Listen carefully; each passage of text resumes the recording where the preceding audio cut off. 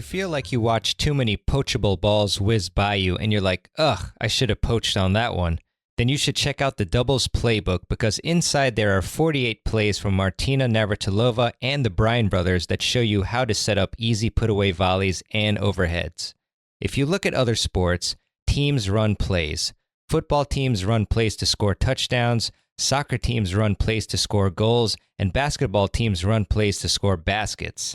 When it comes to your doubles game, you can run plays to set up easy put-away volleys and overheads. If you go to tennisfiles.com/doubles playbook, Martina Navratilova will personally show you one of her all-time favorite plays called the Prognosticator, so you can see if the doubles playbook is right for you. I've used many of the plays from the doubles playbook in my doubles matches and think you should definitely take a look at it if you want to improve your doubles game. Just go to tennisfiles.com/doubles playbook to check it out. That's tennisfiles.com/doubles playbook to check it out right now. Hey there, this is Mehrbon Ranchad, your host. I hope you're having a great day, and I am definitely heavily at work these days, especially on Tennis Summit 2022, which starts on April 18th. I'm actually doing a live stream with my good friend Peter Freeman the day before to kick things off. And if you're interested in joining that, then go to tennisfilesummit.com or check the link in the show notes page. But today we have a fantastic interview with Mike Digby. Mike currently coaches at the Soto Tennis Academy in Spain. He was a former U.S. collegiate tennis player who graduated fairly recently, actually in 2019. And he worked as a full-time hitting partner with top players such as Roger Federer, Novak Djokovic, Stefanos Tsitsipas, Rafael Nadal, Simona Halep, and many, many others, countless others. So it was really cool to talk to Mike about his experiences with both these players and their coaching staffs, and what he's learned from them, as well as some of the funny experiences, both good and bad. So I think that'll be interesting for you, very interesting, in fact. And I had heard of Mike from actually a couple of my subscribers to the Tennis Files newsletter, as well as hearing him on a few podcasts as well, including the Functional Tennis podcast. So definitely glad that I heard about Mike, because it's always really fun for me to hear about people who are playing at the highest level or who have played people who are at that level at some point. So I will get straight to the interview. And this is actually part one of my interview with Mike. So it was a fairly long chat. So we'll have part two next week. So without further ado, here is my interview with Mike Digby. Hey, everybody. It's an honor and a pleasure to have on Mike Digby onto the podcast. And I actually got some emails asking me to get Mike on, which was really cool to learn about, his journey. And then I listened to a couple podcasts about his background. And I love interviewing players who have played at the elite levels. And obviously, as you heard in the intro, Mike has been playing with, all the best players in the world. And now he's coaching at an elite level as well at a pretty young age, I'd say. So Mike, welcome to the show. And thanks a lot for coming on. Yeah, no, thank you. Thank you for having me. It's a pleasure to be on. Yeah, of course, Mike. I just want to get started by asking you a fun question that I ask most of my guests, which is, how did you get your start playing tennis? Oh yeah, great question. Well, I was very young. I think like a lot of players, I was probably 4 or 5. My dad actually played badminton to quite a high level. So I think, and then my mum played like tennis to a relatively high level, both in England. So I think naturally it kind of ran in the family with the whole idea of racket sports and all of that. So they took me down to the park, just to a tennis court, and from the word go, I actually was pretty good.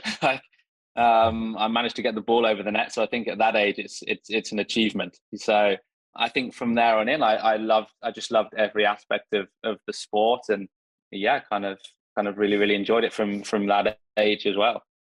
Very cool, Mike. And I know this is a tennis podcast, obviously, but I was curious when you said that your dad got to a high level at badminton. Like, I wonder, how does that, like, what's the highest levels of badminton, and, what types of tournaments was he playing? So, yeah, I mean, he played to a relatively good level.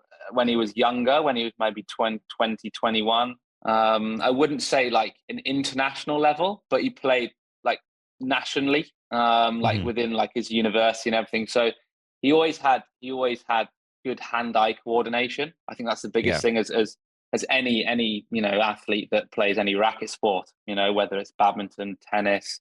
And so yeah, I think naturally from a younger age, I kind of picked that up quite quickly. And I played a number of sports really, but it was tennis was the one that I seemed to just be better at. And I think when you're at that age, when you're good at something, you're going to enjoy it more anyway. So yeah, he played to a pretty good level, which allowed me to have some good hand-eye coordination. Yeah, no, that's awesome. And then, it's really important to just to learn for, especially for tennis parents, young kids, and everything. Like, how did you, what types of training did you go through? Like, starting from when like I guess you mentioned at like, was it 5 or 7 that you started playing, a lot, and then, like, Yeah. what types of like training environments did you have at that age and after? Yeah, I think I was very lucky. My parents were never pushy. I think they wanted me from the age of 5 or so all the way through to 11 or 12. I played football, I played cricket, I played rugby, I played tennis, and just to get a feel for all sports. And like I said, my parents were both pretty sporty, athletic, so they wanted an environment that was fun. I think that's one of the reasons why I enjoyed working in the sport is it's fun.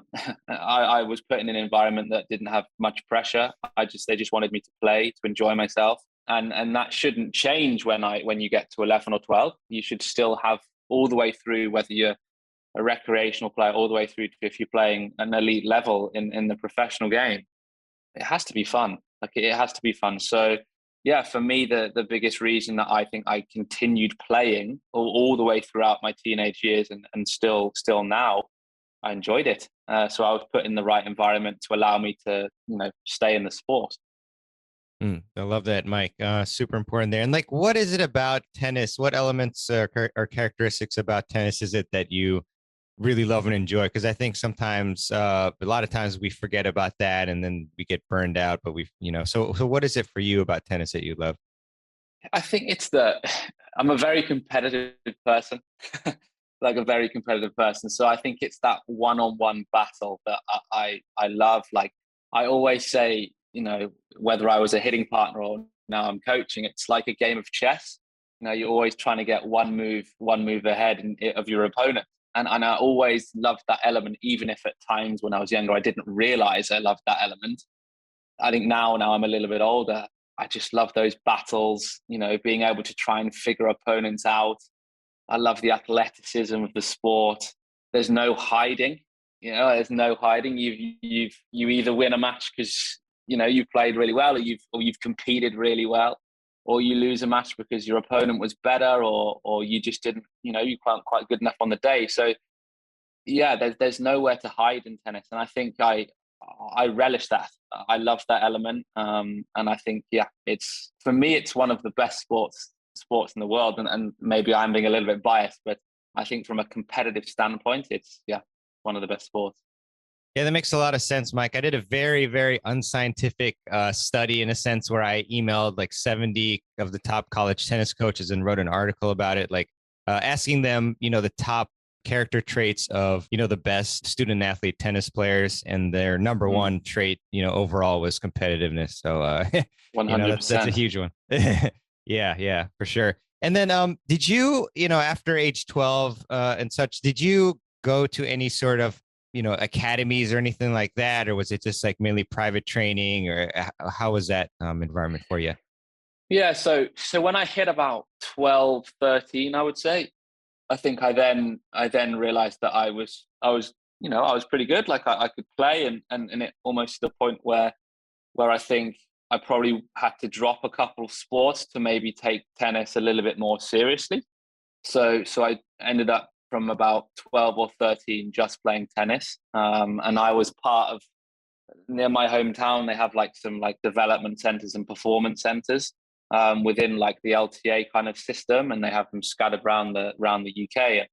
and I kind of was part of that for a few years, and yeah, I would say I was a late developer. I wouldn't say I was one of the best juniors at all, age 12, 13, 14 even. I think I probably started to develop a little later, and yeah, when I was maybe 16, 17, before I ended up going to college, I probably started to get a little bit better relatively quickly. So yeah, never really a part of many academies or anything like that. More private training, but yeah, we had a good base near where I live, which helped me out.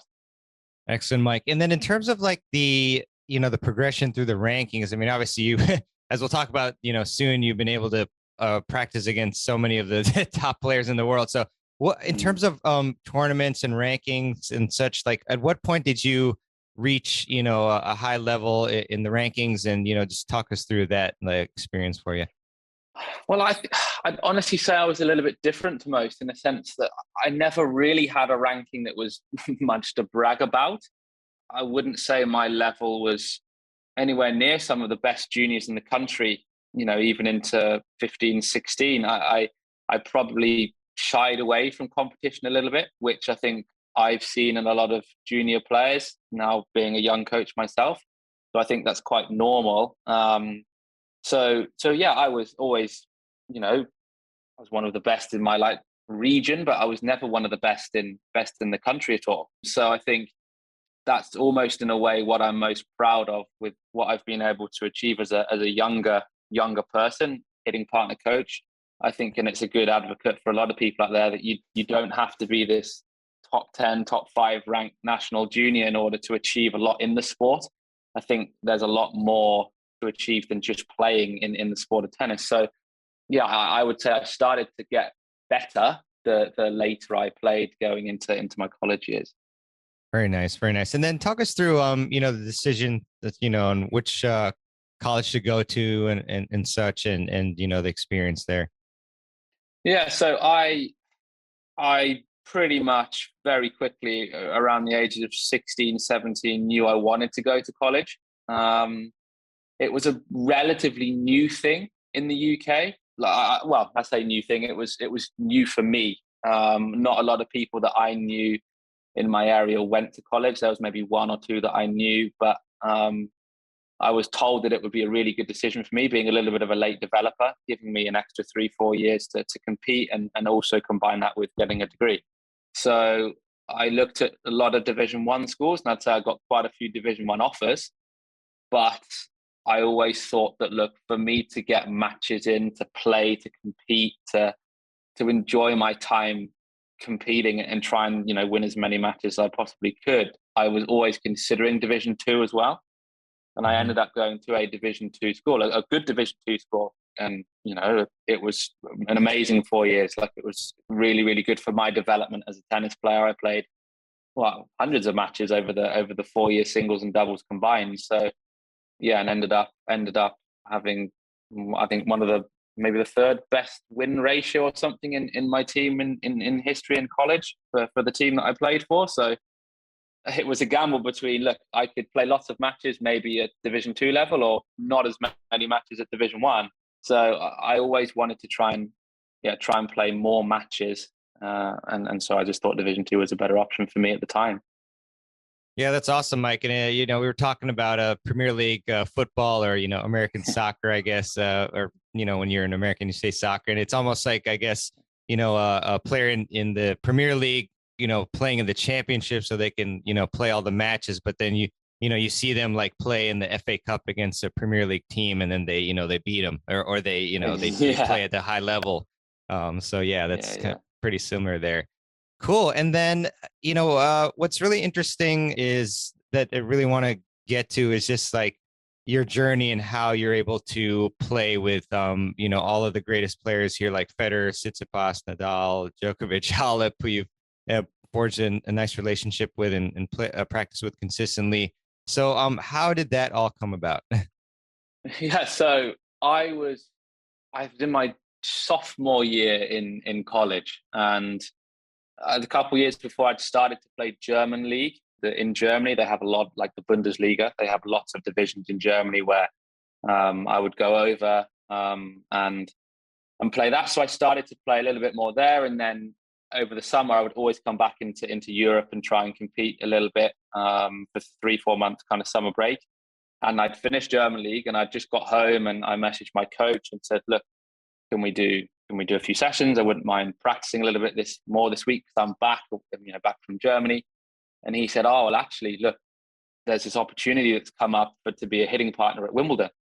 And I said, oh, right, yeah, cool, that'd be amazing. And he gave me the contact that then, I then went down to the Roehampton, the National Tennis Centre, and practiced with a couple of players so they could kind of gauge my level a little bit.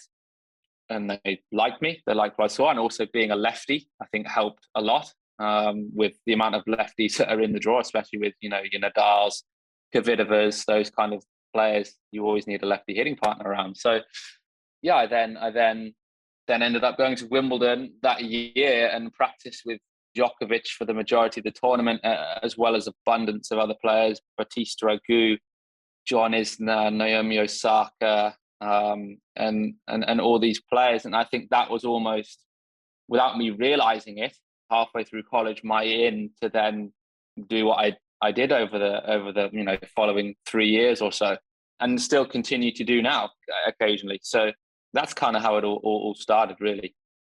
And that's brilliant. And then I guess, I've always been curious about like the level required, to be a practice partner, because, I've the City Open is near me, pretty close by. And then I see some of the practice partners there.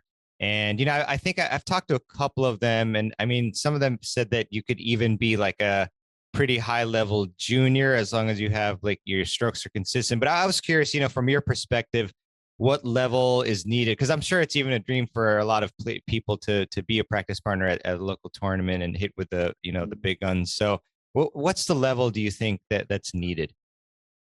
It's a really difficult question, because reality is every player requires something different. So what someone like a Daniil Medvedev wants out of a hitting partner might be different to what Kvitova wants, to what Simona Halep wants. So I think that, look, obviously you have to be playing at a very, very high level to be able to compete with them and practice with them regularly. In the scheme of the tennis players that are out there, you have to be playing to a high level. And I think I made the role my own. And that sounds a little bit strange, but I always knew that I was never one of the best tennis players. I always knew that I was never the highest nationally ranked junior, but I always knew that I was good enough to compete and practice with these players. And I genuinely started it out as an amazing experience that I wanted to, practice, because I was still playing myself. So in my mind, when I went to Wimbledon for the first time, it was very much a case of, this is great 2 weeks to practice and have this incredible experience that could open up so many doors in the future. But I never knew how good I was in regards to being able to practice with someone like a Novak. But I think, like anything, when you settle, if you're a good player, then your level can shine through if you're good enough. And I managed to settle quite quickly. He made it pretty comfortable for me. And I think if you're a good, like you say, a good junior, then there's no reason why anyone that's got a relatively good level can practice with these guys and girls. Yeah, that's great stuff, Mike. I've got a lot of follow-ups there. I guess the first one that I can remember is so your first was it your first practice was with Novak? Is that what you said? Okay. Yeah. So it's a funny story there. I remember walking in and meeting everyone for the first time, everyone behind the practice desk, and they always used to give me like a list of the hits that I'd have that day. And I remember the first one being Djokovic. And yeah, it's a little bit surreal. And it's funny because everyone thinks that must be the hardest one, and for some people maybe, and there's some players that I actually found a lot harder to practice with for lots of different reasons. But yeah, but I think it's like anything. It's amazing what the power of connection can with an athlete. Like if you can connect with anyone and build up that relationship. I eventually, with quite a few players that I practiced with regularly, I didn't view them as this superstar. I viewed them as someone that I just got along with and I'm practicing with. So then it almost like, it detaches that emotion of, oh my God, I'm practicing with Djokovic, or oh my God, I'm practicing with Federer. It's more so a case of then, oh, you know what, I'm actually just practicing with someone that's very good at tennis, and it's their job. So I think that settled me quite quickly when I was able to build a relationship with a lot of the players. I settled very quickly. So then actually I ended up improving because I was practicing with them so much. So yeah, it was a surreal first experience. Very cool. Yeah, I've got a couple friends who've been on the podcast, Milan Krinitin and then Gibran Muhammad, and they both practice with Novak Djokovic as well. And it seemed like he was very friendly. And, I remember Gibran was like showing him his kids, and they were talking about like being fathers and things like that. So that was super cool. Curious, could you take us through like the practice, like what types of drills and such that you all did during that first practice? Yeah. So, first practice, or any of them if you can remember. Yeah. No, I think I always kind of break it down to 2 days. You have match day, and then you have the practice day, especially when you're at the Grand Slams. So yeah, a match day is really basic, often just half an hour, 45 minutes, where you just run through everything, just like anyone would do to warm up for a match. No different at all in any way, shape, or form. They might run like a particular pattern on the court that they're looking to implement in the match. So it might be that someone like a Djokovic knows that he's playing Nadal, so his backhand down the line is going to be particularly important that day to try and get it into Nadal's backhand. So he might just spend a little bit more time spending 10, 15 minutes just practicing the backhand down the line. But other than that, the majority of the prep is done obviously way before the tournament. But in regards to that specific match, the practice day is where they will then spend an hour and a half or so running through certain things that they want to try and implement on the court from a tactical standpoint. So again, if we use the Djokovic Nadal example, the idea of him really practicing transitioning, going hard into the Nadal's forehand to open up his backhand would be a pattern that I suspect he would use, and we've seen him use, many times when he's played Nadal. And so yeah, there's almost 2 separate days, which entail completely different practices in a way, but a lot of generic stuff that a lot of players that at any level would be practicing, anywhere in the world. Very cool. Yeah, I remember listening yesterday to the Controllables podcast, and then you mentioned that you you learned how to like hang back a bit more and like hit heavier, because I guess you like to take balls pretty early generally. Yeah. So that was cool to hear about. But I was wondering, I guess, how did your approach to being a practice partner change, if at all, like, from the first experience to later on? Did you make any adjustments moving forward? In regards to my game, the way I played? Well, it could be anything, actually. It's either mentally or how you played or anything like that. Not so much. I think kind of along those lines, the one thing that I realized relatively quickly and that I really latched onto was actually learning more from the coaches than the actual hitting. I think at that period, I always had aspirations when I started my hitting to play professionally. I always wanted to give it a try and kind of just see how it went. But I think once the hitting started to kind of not take over, but I started to do a lot more of it, and I had some interest from lots of players. I was enjoying it so much that I felt like that I also could implement a lot of the stuff that the coaches were saying to me into players that I could coach and eventually try and maybe coach at that level, which is something that I still aspire to do. So I think the biggest thing that with my mindset that kind of switched over the years as a hitting partner was I got really almost obsessed in becoming a coach. And it was always something that I think I had in the back of my mind anyway. And when you start to get a little bit more friendly with a lot of the coaches on tour, they're more willing to help you out, give you some advice. And I learned so much by just observing what they did with the players that I was hitting with, that actually I built up quite a nice knowledge base for a younger coach at that level. So I was, very, very lucky to be able to spend some time with some top coaches who have coached on tour a lot. So that would be my biggest almost mindset shift from starting out as a hitting partner to now 3-4 years down the line. Can you share maybe like the top two or three tactical based tips that you've learned either from all the practices or from, from the coaches of those players? I think the one that sticks out for me is, and it's often neglected and sometimes misunderstood, is practice your strengths more than you practice your weaknesses. I think often we kind of always look to, and naturally as human beings, we look to the things that we're not so good at.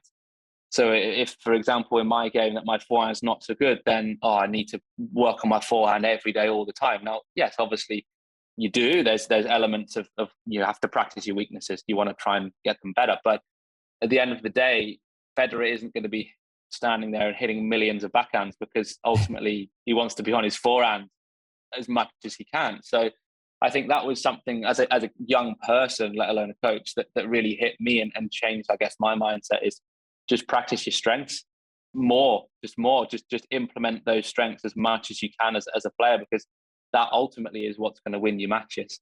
So that would probably be my big one. And then kind of touched on it a little bit earlier, just trying to become the best competitor that you can possibly be. I think when you become a top 100 player, a top 200 player, everyone can play tennis. Everyone can hit a forehand. Everyone can hit a backhand. Everyone's pretty athletic. Everyone can serve pretty well. Everyone can return pretty well. But the players that are ultra successful are the ones that can compete the best. And I think just reinforcing daily, like strong competitive, having a competitive environment and understanding what a competitor means, even for the top 100 players, that's what wins the matches. Look, I'm incredibly impressed with Nadal's forehand, with Federer's forehand, with Djokovic's returns, but I'm more impressed with their ability to do all of that as a competitor under pressure, under extreme pressure. And that's what makes them the great champions that they are. Brilliant. Thanks a lot, Mike. And then in terms of, I know you touched upon this a bit, but I guess I'm trying to dig into like commonalities among like the majority of the pros that you practice with, whether that's like, their routines or mentally or, strategically, like anything like that you can kind of share that, most of them have or all of them. So I think there's two things for me that stand out with all of the players that I've practiced with or been around. One of them is the amount of off-court work that they do, their preparation. It's more impressive for me, again, than on the court. They're spending 45 minutes to an hour before their match, whether that's doing prehab, whether that's stretching, whether that's rolling out, whether that's having a massage, physio, just preparing the body and also the mind to practice and compete. And again, that then doesn't finish once the practice done. They do the same thing. And again, the post rehab, everything that is entails to being a professional athlete, let alone a professional tennis player. So I think that, like if my one bit of advice to players, that are aspiring to be professional, is just really buy into all of the off-court work that is required. Because again, like I reiterate, once you become a certain level, the tennis, yes, as much as that is important to keep improving and improve the elements of your game from a technical standpoint, but the day-to-day habits that you set yourself and all of the recovery that's needed is vital. So they're all incredibly good at that and are so driven and value those areas of their game so much. And the other word that I use a lot with them all is they're relentless. They're just relentless. They're, whether that's when they're competing, as we all get to see on TV, but in their practices, it's just relentless, like just doing the same thing over and over and over and over again. And the best players, they all do the basics incredibly well, just to such a high level. And that might simply be, being able to open up the court with their forehand. That's as simple as that. It's really simple drills around, right, okay, when you get a short ball, go down the line and transition forward. But they do it with such minute detail to the point where the basics are done so well. And I think a lot of people think that they've got this the coaches sprinkle some magic dust over their head, and all of a sudden they're doing these incredible things, and people are, oh my God, well, look, the coaches play a part in helping them improve, but they're all so relentlessly driven that they're on their own journey, and they're the ones that have got to where they are.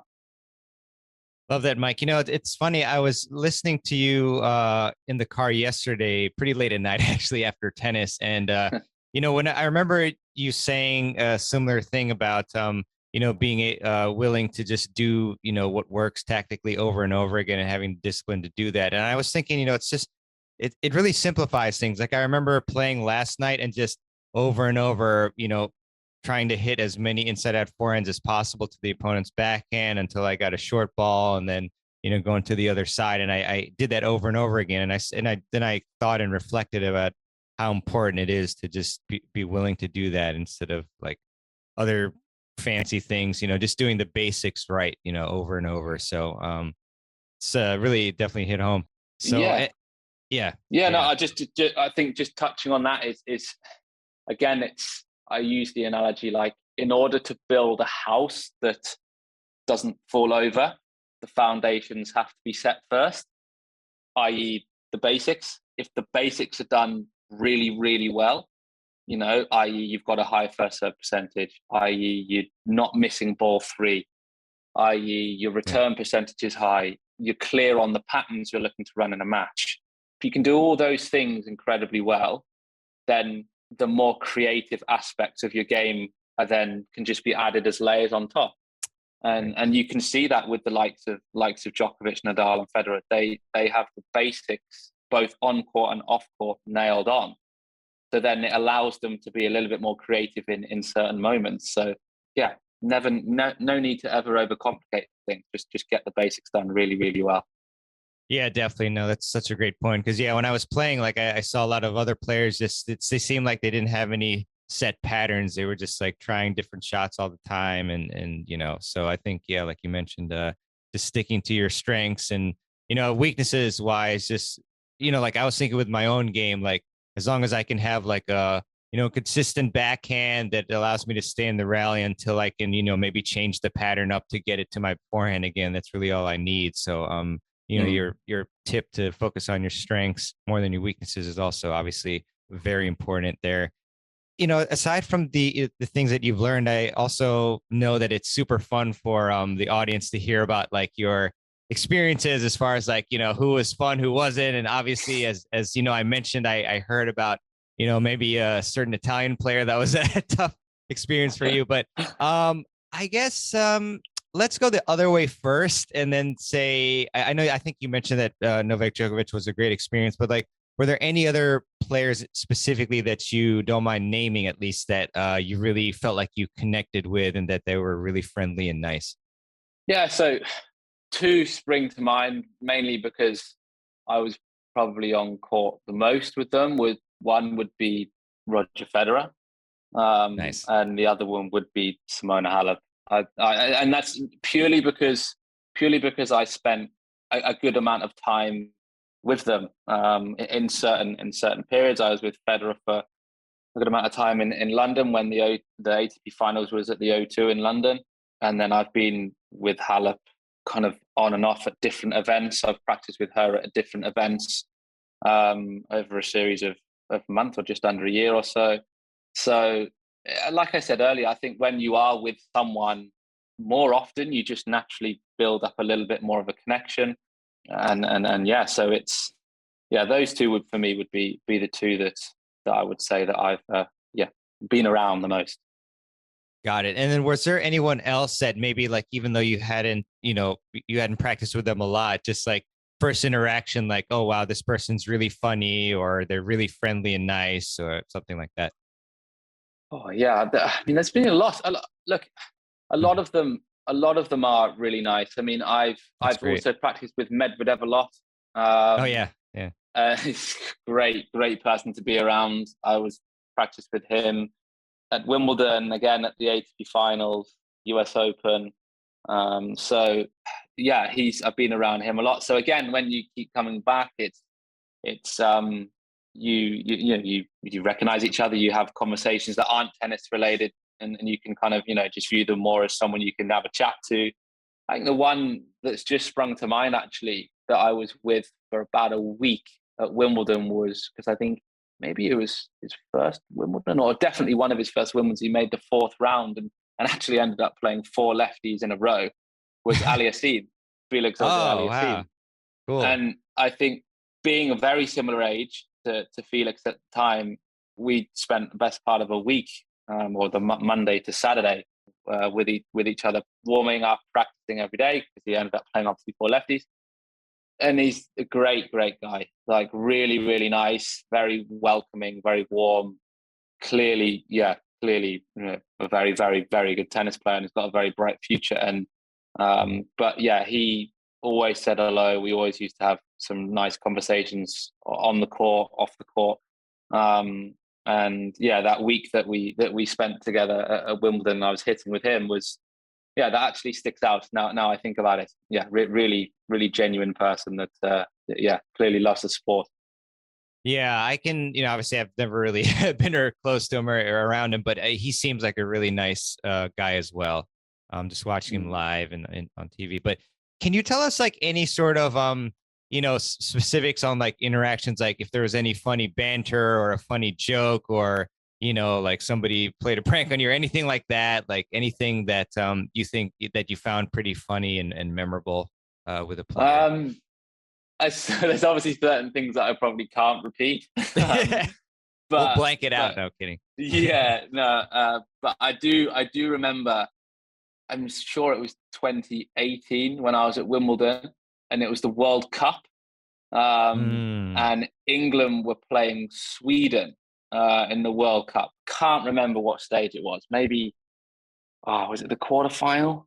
I can't. It's so bad. I'm English and I can't remember. Oh, so bad. But and yeah, I remember watching that with Kyrgios in the players' lounge, and oh wow, it was just hilarious because he obviously had no idea what was going on, and almost trying to tell a few. I was watching it with a few of like the English. There's a few other hitting partners, but then also a couple coaches. And yeah, he was as good of a guy Kyrgios is. I think he's a really nice guy. I think sometimes he's misunderstood. Yeah, he was trying to tell us about how to play football, and it didn't go down well. And Aussie telling the English how to play football. So yeah, that one does stick out because he's a real character and good fun to be around. Nice, very nice. Wow, yeah, I actually looked it up. So it was England, Sweden, quarterfinals. Quarterfinals. Wow, that's it. Yeah. Wow, I can't believe Maguire scored, and then our former Hotspur player Dele Alli scored. Interesting. There you go. Yeah, I was probably so focused on what Kyrgios was saying that I completely forgot that what the score was. But I do remember we won that match. That's what I do remember. Yeah, that's a good one for the English. Very cool. And then okay, so let's go the other way in terms of like like maybe your toughest experience, or a couple of them, ones that didn't go well that you're comfortable mentioning here. Yeah, well, look, I've been very fortunate that I've had 95% of the time there's been some amazing experiences. I've played it on some amazing courts in some amazing cities, but the one for me that definitely was tough to take, not from like a playing standpoint, more from the fact where it was with Fognini. And again, nothing against Fabio Fognini. I think he's an unbelievable tennis player. I think he puts smiles on so many people's faces when he's on the court, and I purposely go out of my way to watch him play. I think he's amazing. But whatever it was on that day, whether it was me just genuinely not being a good enough hitting partner, or whether he wasn't in the best of moods, he wasn't happy with me, and very quickly got rid of me on the practice court. And that was there's like 4 courts at Arangi Park at Wimbledon where that they're raised at the top, where a lot of like the seeded players would practice, both men and women.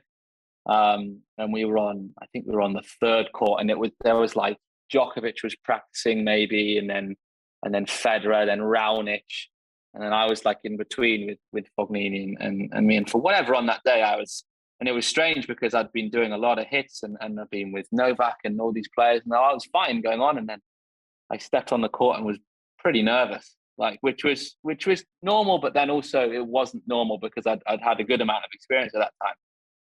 And yeah, it just didn't start well. And yeah, one to, it's funny. I find it funny. I'm pretty open and honest with talking about it now, but definitely one that I look back and think, fuck yeah, I've definitely had some better experiences.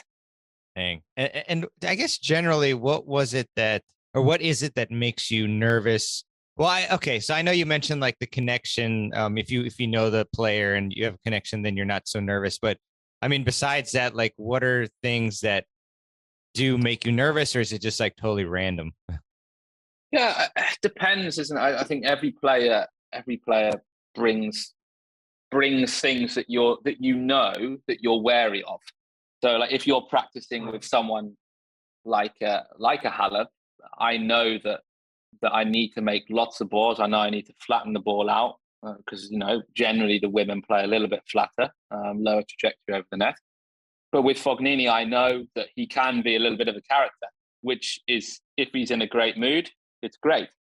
But if he's not, it's a little bit more challenging. So maybe I went into it a little bit more apprehensive than I normally would do, and brought out a few emotions that I was nervous and everything. But I think, yeah, you're just wary. I think you're wary because it's like, for me, yes, a lot of them are global icons.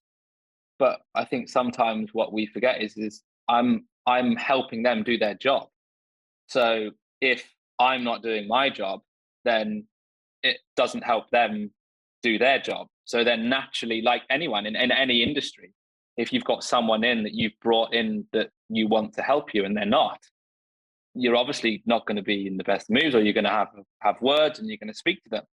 And I think, because it's a very emotional sport and it's very competitive and adrenaline runs high, naturally people are going to get, annoyed with each other and not quite like the way you do certain things. So it's pretty normal in the world of sport, I'd say. Yeah, Mike, and I loved hearing your philosophy and approach to being a practice partner, which is to just, help the player succeed. Like, I think you mentioned there was maybe a player who was a practice partner who was just trying to like beat the pro, and then the pro was kind of getting like annoyed. It might have been Nadal, actually. I think you mentioned. Yeah, but, I kind of remember that.